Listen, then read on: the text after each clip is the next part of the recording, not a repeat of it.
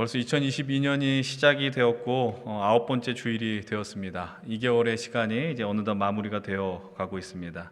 우리가 늘 이런 표현합니다. 시간의 흐름이 살같이 빠르다라고 이야기하는데 좀 과장해서 표현하면은 요즘은 눈 뜨면 목요일 아니면 금요일 되는 것 같아요. 그리고 그때쯤 되면은 어떤 주일이 다가온 것에 대한 설레임 반, 긴장 반의 압박이 밀려오기 시작합니다.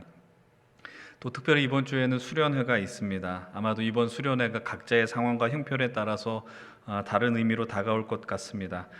그러면서 제가 여기서 드릴 수 있는 여러분들에게 드리고 싶은 말은 이것입니다. 함께 해 주십시오라는 말입니다. 여러분들 이 시간들을 통해서 여러분들이 이 연신교회 안에 그리고 우리 힘센 청년들과 또 힘센 공동체로서의 어떤 정체성을 확인하면 좋겠고 또 하나님 나라에 대한 그 소망을 발견하면 좋겠습니다. 아마 주중에도 문자가 갈 것입니다. 또 여러분들의 목장의 리더들을 통해서 아마 또 연락이 갈 것입니다.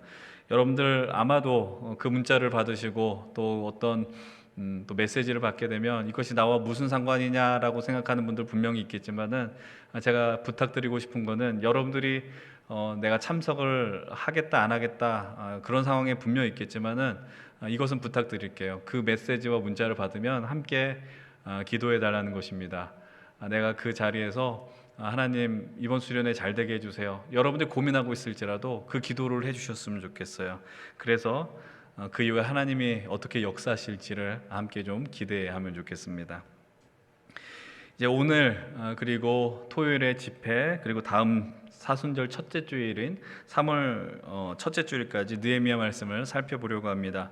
여러분들 느헤미야 말씀은 재밌습니다. 정말 재밌어서 기회가 되면 느헤미야 전체를 좀 강의하면 좋겠다라는 생각이 있는데 일단은 우리 어떤 상황상 이렇게 세 차례에 걸쳐 말씀을 나누려고 합니다. 오늘은 느헤미야 1장을 나눌 것이고요. 토요일에는 느헤미야 8장 그리고 이제 다음 주에는 느헤미야 마지막 부분을 살펴보려고 합니다. 하나님으로 인하여 감동된 자들이 어떤 삶을 살아가며 또 하나님께서 이 감동된 자들을 어떻게 이끌어 가신가에 대한 또 우리가 이 기대를 말씀을 통해서 함께 발견하면 좋겠습니다. 이제 우선 우리 느헤미야 1장을 함께 살펴보겠습니다. 오늘 우리에게 허락해 주신 말씀 1절 2절 말씀을 먼저 좀 읽겠습니다. 함께 1절 2절 읽겠습니다. 시작. 하갈의 아들 느헤미야의 말이라. 아닥사스다 왕 제20년 기슬루월에 내가 수산궁에 있는데 내 형제들 가운데 하나인 하나니가 두어 사람과 함께 유다에서 내게 이르렀기로 내가 그 사로잡힘을 면하고 남아있는 유다와 예루살렘 사람들의 형편을 물은즉.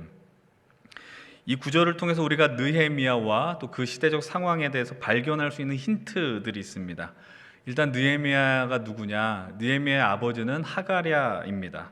사실 근데 이 사람에 대해서 어떤 설명이 나와 있지 않기 때문에 그냥 가볍게 넘어가도록 하겠습니다. 큰 관심을 쏟을 필요는 없을 것 같고요. 느헤미야 이름의 뜻이 있어요. 느헤미야 이름의 뜻은 여호와가 위로해 주셨다라는 뜻이 있습니다. 아마도 느헤미야가 살던 시대에 하나님의 위로가 필요했었을 것입니다. 그래서 아마 하갈야는 이런 이름을 지었겠죠. 느헤미야는 자신의 이름대로 하나님의 위로와 은혜를 정말 경험한 사람입니다. 오늘도 우리는 이 느헤미야의 오늘의 이 시점에서 늘 우리가 말씀을 시작하면 강조했던 것처럼 역사 지리적 배경을 이해하는 게 중요한데 2절을 다시 한번 보시면은 느헤미야가 어디에 있느냐, 느헤미야 위치가 수산궁에 있다라는 사실을 발견하고요. 또 하나는 느헤미야가 살던 시대에 페르시아를 다스렸던 왕의 이름이 아닥사스다였다라는 것 역시 발견할 수 있습니다. 그리고 또 느헤미야에게 형제가 있었다라는 것도 발견합니다. 그의 이름이 하나니라는 것이죠. 그리고 그 하나니가 유다로부터 이제 팔레스타인 땅에서부터 수산궁, 페르시아 수산궁에 있는 자신을 찾아왔다라는 것을 우리는 1, 2절의 말씀을 통해서 발견합니다. 그 순간에 자신을 찾아온 하나니를 향하여 느헤미야가 질문을 던지는데 이 질문의 내용이 무엇입니까? 내가 그 사로잡힘을 면하고 남아있는 예루살렘 사람들의 형편을 물었다라고 분명하게 이야기를 하고 있습니다. 우선 우리가 여기에서 이제 아닥사스다 왕의 이름이 반갑게 느껴지는 것이 있어요. 왜냐하면은 바로 우리가 전주에 에스라에서 만났었던 왕이기 때문입니다. 페르시아의 왕이면서 왕후 에스더의 남편이라고 이야기했었은 아하수에로의 아들이라고 말씀을 드렸었어요. 기억하시겠지만, 그리고 아마 아닥사스단 에스더의 아들은 아닐 것이다, 이런 이야기를 말씀을 드렸었습니다. 그런데 느헤미야가 있는 수산궁이 어떤 곳이냐 우리가 한번 생각해 볼 필요가 있습니다. 수산궁은 페르시아 왕이 머무는 왕궁입니다. 근데 그 왕궁이 겨울에 머무르는 궁이었다라는 사실입니다. 그러니까 이 말의 의미는 페르시아 땅이 워낙 광대하기 때문에 왕이 머물렀었던 곳이 여름, 겨울 계절에 따라서 달랐었다라는 거예요. 얼마나 큰 지역을 점령했느냐 상상할 수가 있습니다. 우리가 이제 주께 감동되다라는 말씀의 배경이 언제냐라는 것 계속해서 상기시켜 드렸어요. 바로 포로 시대와 또 포로 귀환 시대라고 이야기를 했습니다. 여러분, 물론 포로로 끌려가지 않고 유대 땅에 남아 있었던 이들도 있다라는 것을 기억하셔야 되고, 그래서 총 3차례에 걸쳐서 포로로 끌려갔었고 그 다음에 3차례에 걸쳐서 돌아왔었다라는 얘기를 반복해서 말씀을 드렸습니다. 그래서 포로기에 유명한 우리가 알고 있는 사람의 이름을 떠올리라고 한다면 아마 다니엘, 에스겔 선지자 정도일 것이고요. 그 다음에 포로 귀환, 포로로 돌아왔던 시대의 이야기를 기록한 것이 우리가 지금까지 살펴봤었던 에스라, 느헤미야, 학개 정도일 것입니다. 근데 이렇게 말로 설명하면은 잘 또 이해가 안 돼서 제가 한 가지 지도를 준비해 왔습니다. 여러분 한번 지도를 보시면서 이제 한번 그 페르시아가 어떤 곳인지를 한번 살펴보면 좋겠습니다. 여기가 지금 빨간 선으로 표현된 공간이 바로 페르시아 제국 영토입니다. 여러분들 보시면은 여러분들 쪽에 왼편인가요? 그쪽이 이제 지중해라고 이야기를 하죠. 유럽과 아시아와 아프리카가 맞닿는 곳, 그것이 지중해입니다. 이제 신약 성경을 읽다 보면은 사도 바울이 이 지중해를 중심으로 선교 여행을 펼쳤다라는 것을 알게 됩니다. 그러니까 이 부분은 신약 공부를 할 때 많이 좀 여러분들 염두에 둬야 되는 것이고요. 근데 여러분들 제가 깃발을 2군데를 꽂아놨습니다. 깃발을 2군데 꽂아놨는데 지중해에 붙어 있는 곳이 어디냐면 바로 이스라엘이 출발했었던 예루살렘, 팔레스타인 땅이 있는 곳입니다. 그리고 중간에 또 깃발이 꽂혀 있는 곳이 어디냐? 바로 느헤미야가 위치한 수산궁이었다라는 사실입니다. 여러분들 이것을 기억해야 하는 이유는 무엇이냐면, 우선 느헤미야가 어디에 위치해 있느냐? 수산에 위치해 있다라는 걸 기억하시면서 말씀을 들으셔야 된다라는 겁니다. 오늘 느헤미야가 어떤 행위를 하고 어떤 모습을 보이는지 그것을 더 마음에 받아들이기 위해서는 오늘 느헤미야가 서 있는 위치를 기억해야 한다라는 것입니다. 여기까지 보시면 될 것 같고요.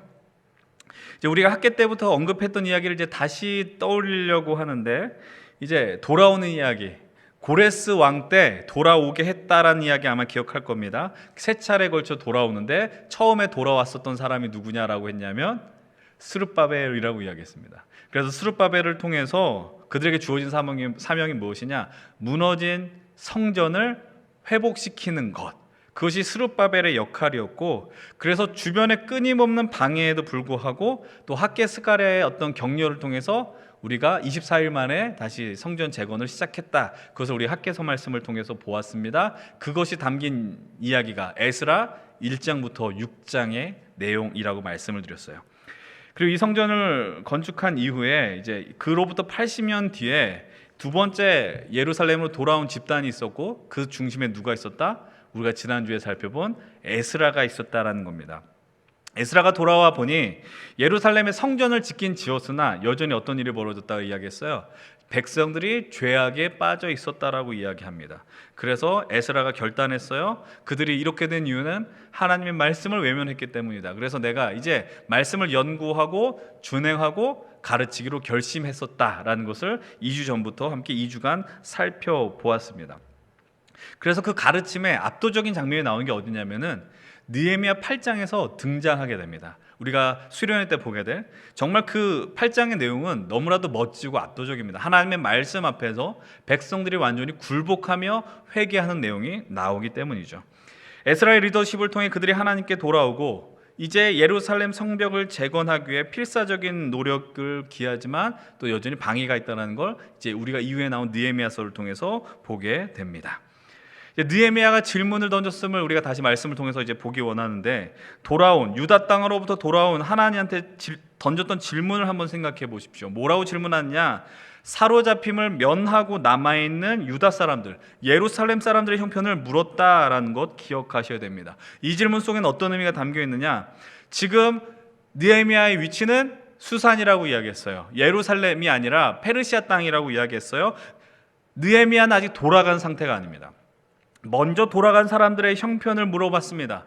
근데 여러분들, 먼저 돌아간 사람들이 무엇을 했다라고 이야기했습니까? 성전을 지었다라는 것을 이미 느헤미야도 알고 있었을 것입니다. 그럼 어떤 마음이었겠어요? 나는 수산궁에 있지만 먼저 돌아간 이들이 성전을 짓고 또 이 에스라를 통해서 말씀으로 회복되니 아주 잘 살아야 될 것이다라는 어떤 기대감을 품고 질문하지 않았겠습니까? 그러나 동생 하나니의 대답은 이런 느헤미야의 기대와는 전혀 다른 대답이었다라는 겁니다. 오늘 본문 3절입니다. 함께 3절 읽겠습니다. 시작.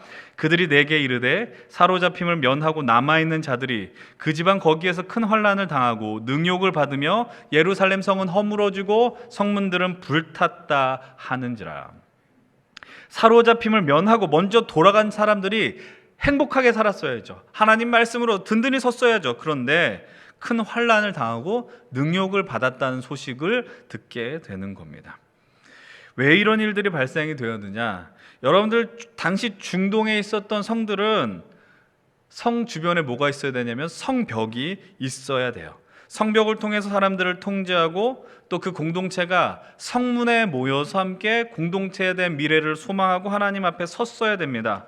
그러니까 성벽은 외부의 적으로부터 위협을 막아주고 또 공동체의 주권이 서 있는 자리가 성벽과 성문이었다라는 것인데, 문제는 뭐냐 하면 바벨론이 그들을 침략하고 다 파괴되었고 그 이후에 그들이 성전을 재건하였으나 성전 외에 다른 곳을 짓지 못했어요. 성전은 있는데 쉽게 말하면 담벼락이 없는 거예요. 성벽이 없었다라는 겁니다.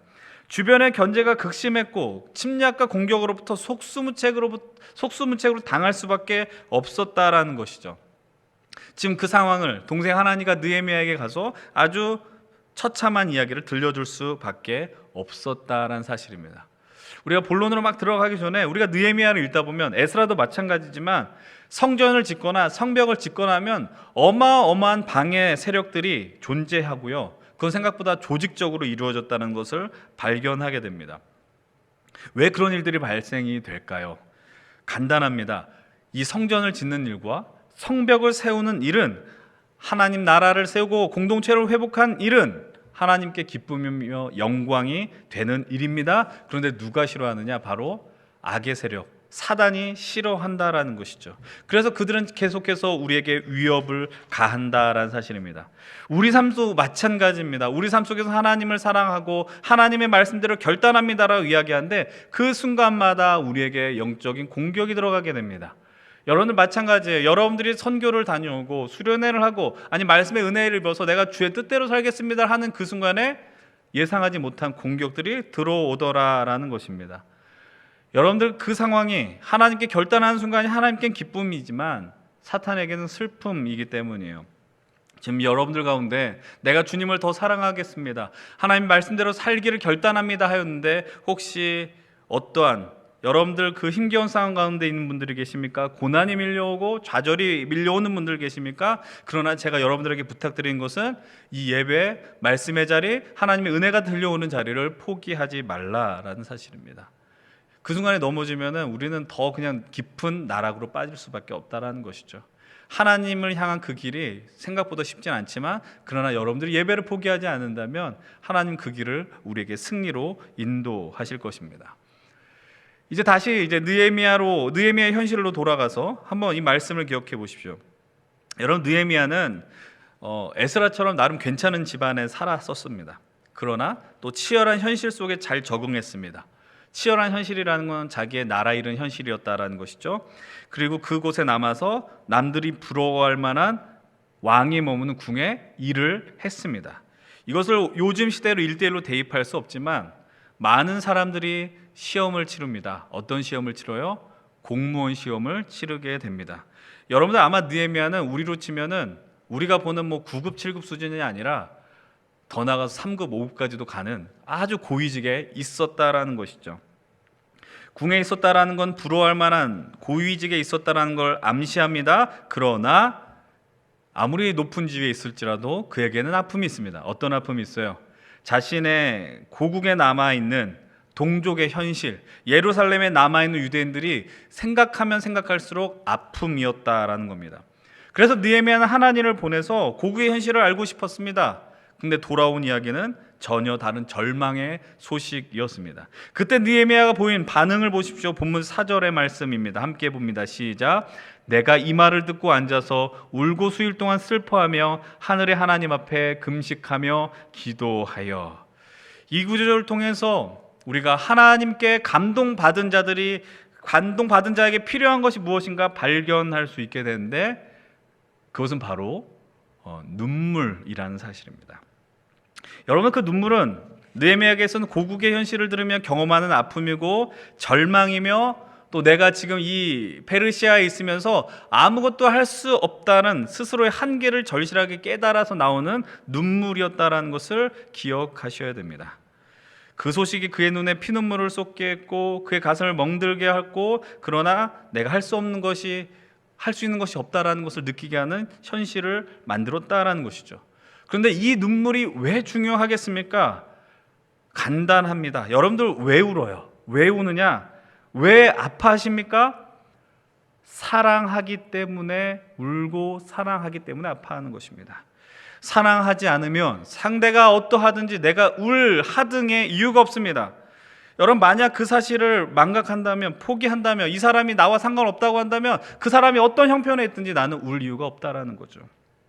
기억하십시오. 여러분, 여러분들 오늘 현실 속에서 무엇으로 아파하십니까?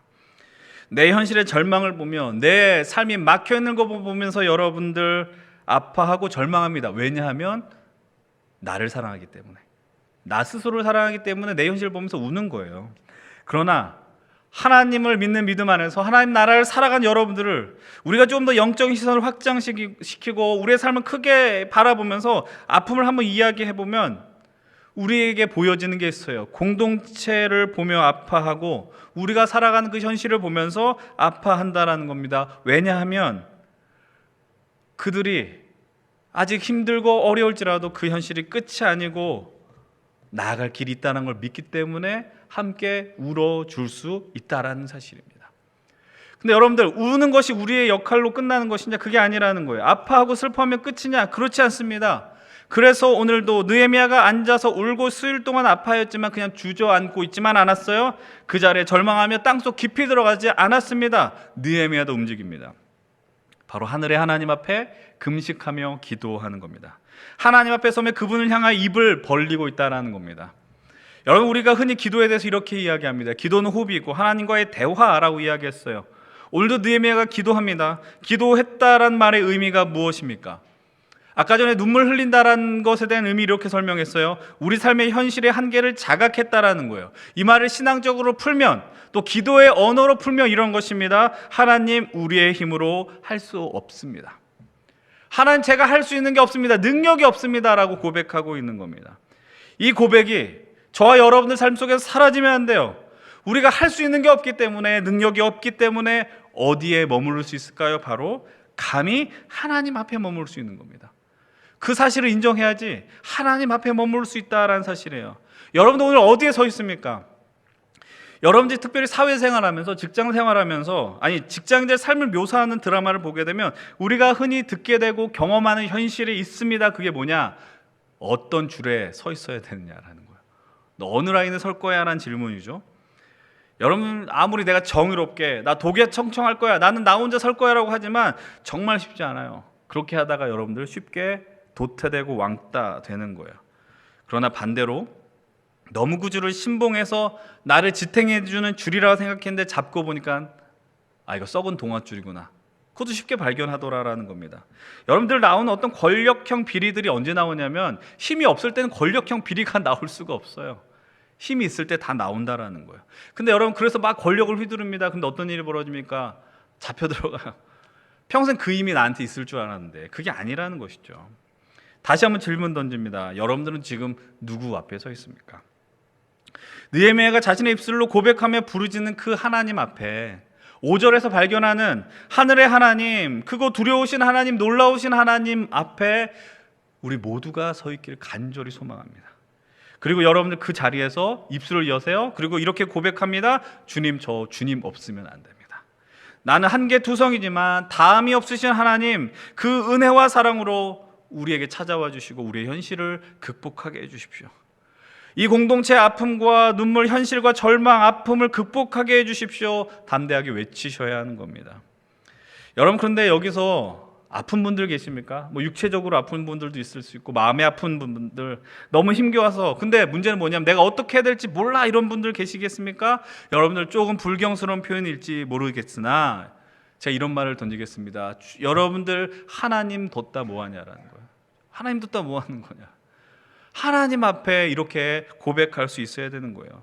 여러분, 그냥 위대하고 크신 하나님, 그냥 입술을 벌리라는 게 통성으로 기도하십시오라고 얘기를 하는 게 아니라 오늘의 현실, 우리가 살아가는 이 현실 앞에서 하나님을 향한, 하나님 나라를 향한 갈망을 갖고 서 있어야 되지 않느냐라는 거예요.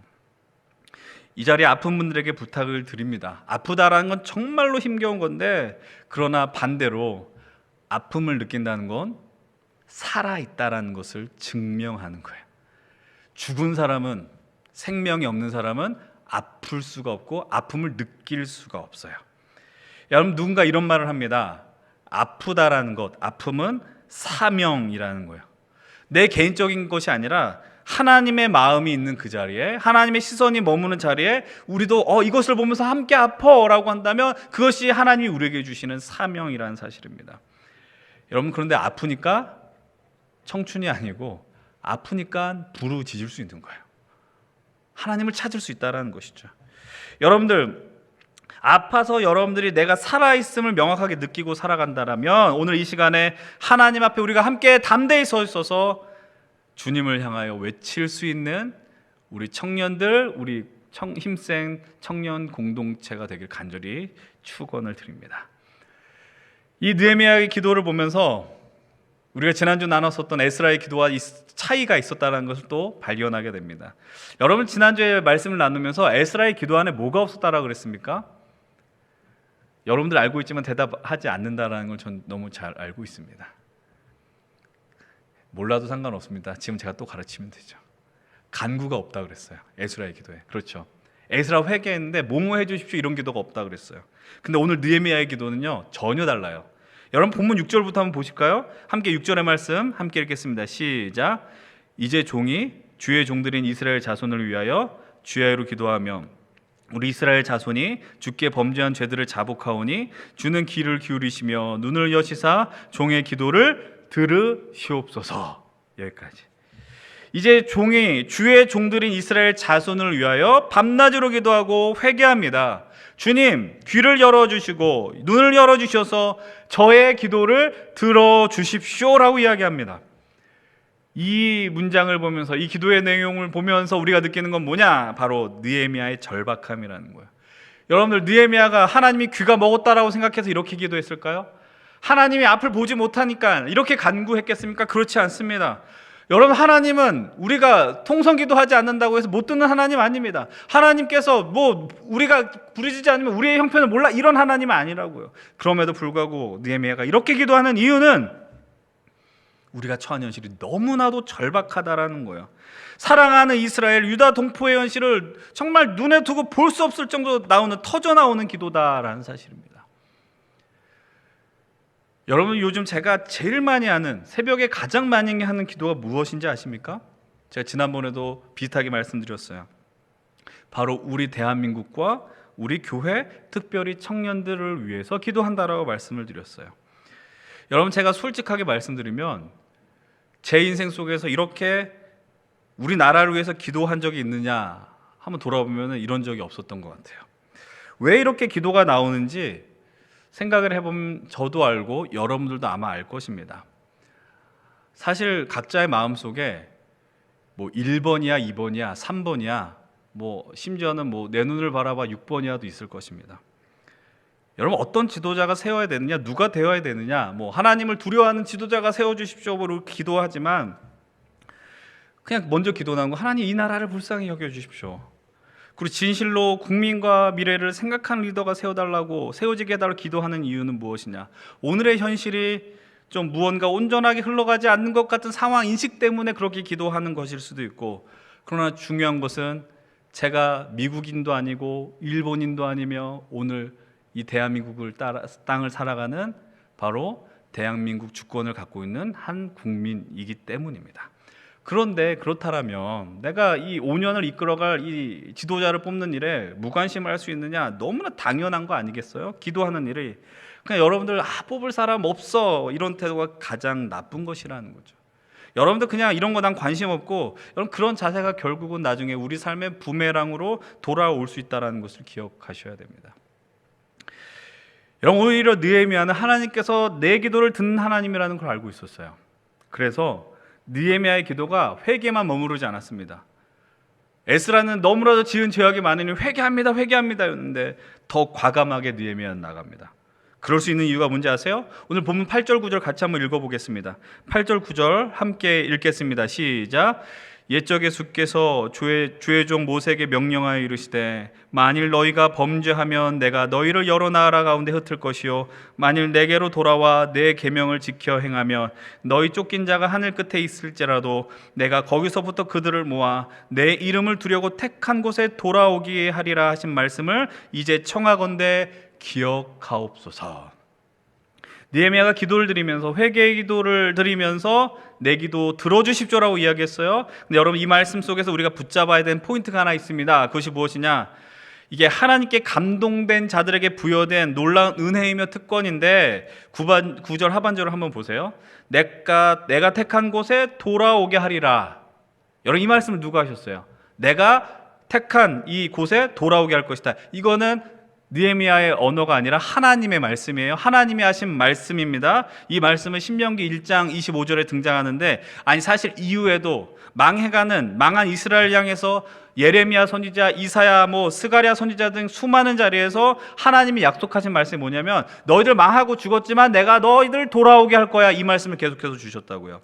그런데 이 말씀을 누가 기억합니까? 바로 기도하는 느헤미야가 기억합니다. 여러분, 이것을 지금까지 우리가 나눈 말씀에 대입하자면 이것은 무엇이냐면 느헤미야는 감동의 발견을 한 거예요. 하나님의 말씀으로 감동의 발견을 했어요. 근데 이 말씀을 보고 느헤미야가 이 말씀을 의지하여 하나님을 보니, 이 약속의 말씀을 신뢰하다 보니 어떻게 기도합니까? 하나님, 이 약속의 말씀을 어떻게 해달라고요? 기억하여 주시옵소서. 기억하옵소서.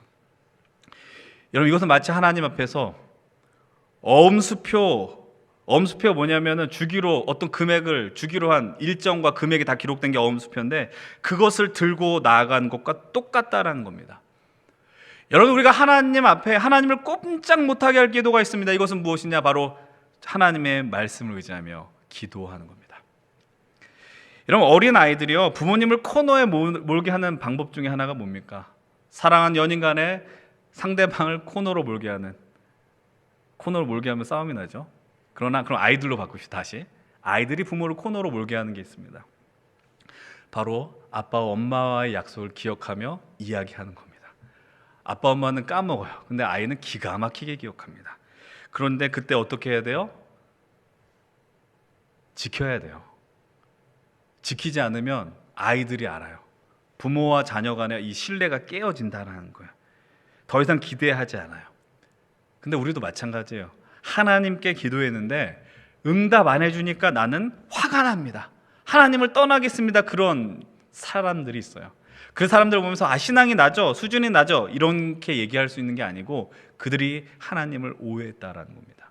하나님의 약속을 제대로 바라보지 못했기 때문에 엉뚱한 기도했다라는 겁니다. 예를 들어 의심하지 말고 믿음으로 기도하라라고 합니다. 그래야만 주실 것이다. 근데 그 믿음이란 단어와 대체할 수 있는 단어는 신실하게 구한다라는 거예요. 또 어떤 게 있어요? 성령 안에서 구하십시오. 주의 이름으로 구하십시오. 그런데 성경은 그렇게 기도하면 주신다라고 이야기했는데 우리는 나의 뜻, 욕망을 관철시키려고만 하고 하나님의 마음을 찾는 것에는 무관심했다라는 겁니다. 근데 그런 가운데서 어떻게 응답을 기대할 수 있을까요? 그렇기 때문에 우리의 기도가 깊어지고 은혜를 누리기에 필요한 것은, 선행되어야 되는 것은 바로 감동의 발견이라는 겁니다. 하나님의 말씀이 눈에 들어와야 그 말씀을 의지하고 기도할 수 있다라는 것이죠. 이것저것 어떤 공식으로 자꾸 대입할 수 있는 게 아닙니다. 여러분 급하면 지푸라기라도 잡는 심정을 하나님을 찾으셔야 됩니다. 그러나 우리가 믿음의 연수가 더해지고 하나님을 향한 마음이 점점 무르익게 된다면 우리들의 기도는 조금씩 변화하는 것입니다. 하나님의 말씀을 의지하고 그것을 의지하여 기도하게 되는 겁니다.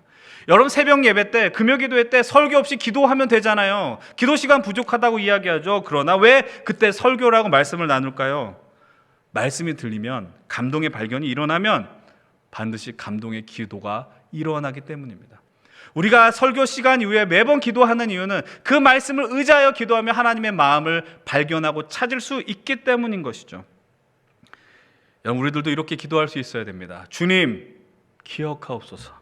주의 약속을 의지하여 기도하오니 기억하여 주시옵소서. 이런 담대하며 위대하며 감동의 기도를 드리는 우리 힘센 모든 청년들이 되기를 다시 한번 주의 이름으로 축원을 드립니다. 여러분이 오늘 감동의 기도에 대해 이야기하면서 이제 느헤미야와 같은 기도를 통해 우리가 만날 수 있는 은혜가 있어요. 경험할 수 있는 것 마지막으로 두 가지를 나누려고 합니다.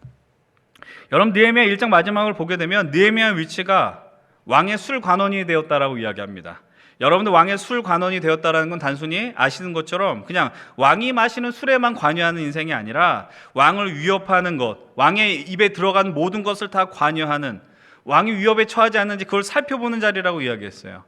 다시 말씀드리면 왕의 신임이 상당히 있지 않으면 감당할 수 없는 자리라는 겁니다. 근데 그런 자리에 있었던 느헤미야가 어마어마한 짓을 저지릅니다. 그것이 무엇이냐면 표정이 이상했다는 거예요. 왕 앞에서 왕의 손가락 하나 까딱거리면 죽을 수 있는 위치인데 그런 일을 벌였다라는 것이죠. 여러분 2장 2절을 보십시오. 2장 2절을 이렇게 이야기합니다. 같이 2장 2절 볼게요. 시작. 왕이 내게 이르시되 네가 병이 없거늘 어찌하여 얼굴에 수심이 있느냐? 이는 필연 내 마음에 근심이 있으리로다 하더라. 그때 내가 크게 두려워하여. 느헤미야가 충분히 두려워할 상황이죠. 그런데 그때 느헤미야의 모습을 보십시오. 거두절미하고 자신의 형편 상황을 왕에게 솔직하게 고백해요. 그리고 아닥사스다가 질문합니다. 그렇다면 네가 원하는 게 뭐냐라는 거예요. 그리고 이후에 느헤미야의 모습을 보십시오. 시간 관계상 몇 분만 발췌해서 볼게요. 5절 말씀 보면 이렇게 이야기해요. 성을 건축하게 해주십시오. 6절도 보십시오. 왕의 질문에 바로 응답해요. 내가 기한을 정하고, 그래서 7절에 왕이 조서를 써주셔서 가는 길을 무사히 갈 수 있도록 배려해 주십시오. 또 8절도 마찬가지예요. 조서를 써주셔서 성벽 건축하는 재료를 구할 수 있도록 도와주십시오라고 왕에게 요청합니다. 여러분 느헤미야의 모습을 한번 보십시오. 왕의 질문에 답변이 어때요? 두루뭉실하게 답변하지 않습니다. 상당히 구체적입니다. 준비된 사람의 면모를 보여주고 있어요. 저는 이것이 감동의 기도를 하는 자들에게 드러나는 하나님의 은혜라고 말씀드리고 싶어요. 여러분 우리가 왜 기도하냐면은 안 보이니까 기도해요. 보이지 않기 때문에 기도하는 거예요. 답답하니까 기도하는 거예요. 근데 이 말을 오해하면 안 돼요. 기도한다고 해서 여러분 1년 뒤가 보이고 5년 뒤가 보이고 10년 뒤가 보이는 게 아니에요. 여전히 기도하면 혼란스럽죠. 그러나 여러분들 우리가 혼란스럽고 방황한 순간에 기도하는데 기도를 하면서 우리를 둘러싸고 있는 우리의 시선을 어지럽히는 것들이 어떻게 되냐면 정리가 돼요. 기도하면 정리가 돼요. 가지치기가 돼요. 그러니까 어떤 게 뭐냐면 우리가 무엇을 해야 하는지, 어떻게 나가야 되는지 그것이 보이기 시작합니다. 여러분 기도는 우리의 초점을 분명하게 해줍니다. 다시 말해 기도하면서 확신을 갖는 거예요. 근데 이 확신은 어떤 확신일까요? 여러분 이 확신을 원하죠. 내가 이것이 된다 안 된다, 성공한다 아니다, 합격한다 아니다. 근데 그런 것에 대한 확신이 아니고 하나님에 대한 확신입니다. 기도를 하면 하나님에 대한 확신이 드는 거죠. 하나님께서 오늘 우리와 함께 하셔서 우리의 가는 길 가운데 하나님의 일을 이루실 거란 그 믿음, 우리가 가는 길은 여전히 둘렵고 흔들리며 가는 길이지만 주님이 함께 한다는 그 확신이 들게 여전히 걸어갈 수 있다는 겁니다. 두 번째로 느헤미야와 같이 기도하면서 우리가 누릴 수 있는 은혜가 있습니다. 2장 11절 12절인데요. 함께 11, 12절 같이 읽어봅니다. 시작. 내가 예루살렘에 이르러 머무른 지 사흘 만에 내 하나님께서 예루살렘을 위해 무엇을 할 것인지 내 마음에 주신 것을 내가 아무에게도 말하지 아니하고 밤에 일어나 몇몇 사람과 함께 나갈새 내가 탄 짐승 외에는 다른 짐승이 없더라. 느헤미야가 성벽을 세우기 위해서 예루살렘에 돌아왔습니다.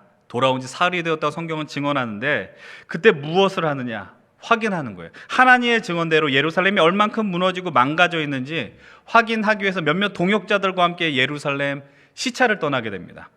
페르시아에서 예루살렘까지 얼마나 먼 여정입니까? 우리가 지난번에 본 것처럼 4개월, 5개월의 시간 충분히 넘었을 거라고 이야기했는데, 돌아온 지 4일뿐이 되지 않았어요. 조금 더 쉬고 싶고 안정을 취하고 싶어요. 그리고 움직여도 충분했을 것입니다. 그럼에도 느헤미야는 가만히 있지 않았습니다. 본인이 감당해야 하는 일이 무엇인지 기도를 통해 초점을 맞췄습니다. 그리고 어떻게 합니까? 이제 움직이기 시작했다라는 거예요.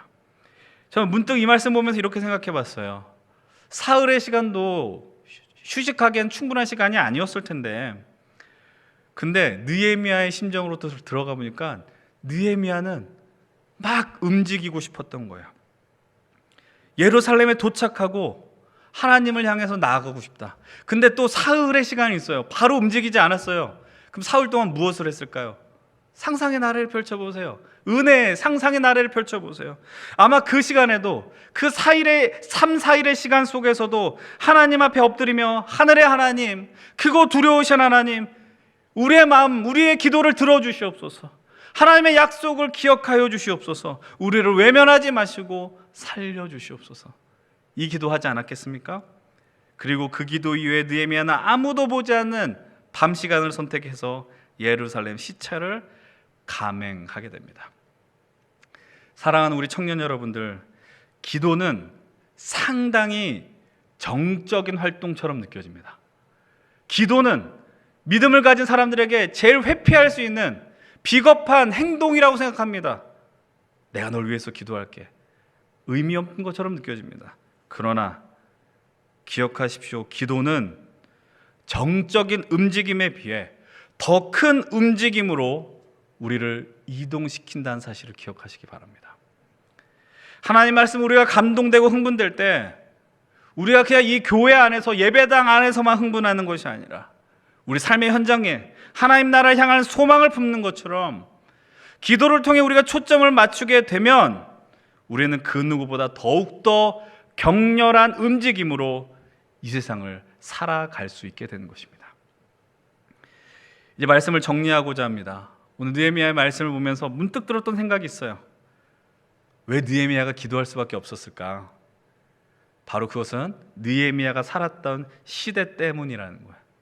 나라가 없었어요. 예루살렘, 하나님을 만나는 그 공간이 무너졌어요. 철저하게 실패를 맛본 그 현실 속에 느헤미야는 기도할 수밖에 없었다라는 겁니다. 여러분들, 우리는 어떻습니까? 오늘도 우리 마찬가지입니다. 우리로 살아가는 현실 속에 우리로 하여금 기도할 수밖에 없는 그 상황들이 놓여져 있다는 겁니다. 우리 개인의 현실, 가정, 직장, 취업 문제, 학교, 어떤 새로운 걸음을 준비하는 과정에 있는 사람들, 내 개인의 상황뿐 아니라 수많은 사람들이 이 시대를 살아가면서 상당히 마음에 불만을 갖고 있고, 분노하고 복수심이 가득하고 자꾸 편을 가르고 대립하려는 이 시대적 상황 속에서 예수 믿고 살아가는, 하나님 나라를 살아가고 사모하는 우리들이 해야 할 일이 무엇이냐라는 거예요.